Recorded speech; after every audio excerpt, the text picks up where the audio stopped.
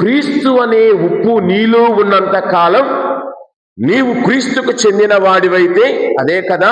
అలాగనే 2వ రాజుల గ్రంథము 2వ అధ్యాయము 21వ వచనములో 2వ రాజుల గ్రంథము 2వ అధ్యాయము 21వ వచనం ఒక్కసారి గమనిస్తే ఆ ఆ ఆ 21వ వచనమేనమ్మా అమ్మా.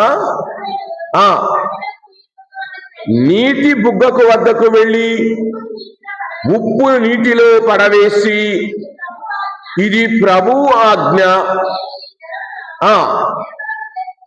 చూడండి, మన కడుపు నొప్పి వస్తే వెనకటి కాలంలో చక్కని మంచినీళ్ళలో కొద్దిగా ఉప్పు కలిపి తాగమనేవాళ్ళు. ఆటోమేటిక్ బాత్రూమ్కి వెళ్ళిపోతే అన్నీ సెట్ రైట్ అయిపోతాయి, అన్నీ సెట్. ఈ రోజుల్లో డాక్టర్ గారండి మా అబ్బాయి కడుపు నొప్పి అని అంత మనం సోఫిస్టికేటెడ్గా తయారైపోయాం.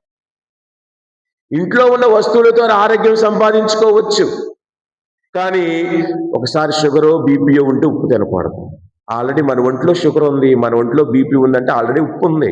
మళ్ళీ స్పెషల్గా ఉప్పు ఎక్కువ వేసామనుకో ఆయనకి నసాలానికి అంటిది కోపం.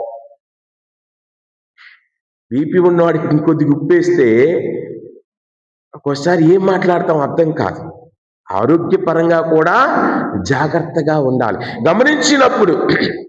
మనం గమనించినప్పుడు అక్కడ నీరు తాగిన వారందరూ కూడా అనారోగ్యానికి గురవుతున్నారట, గర్భస్రావాలు జరుగుతున్నాయట.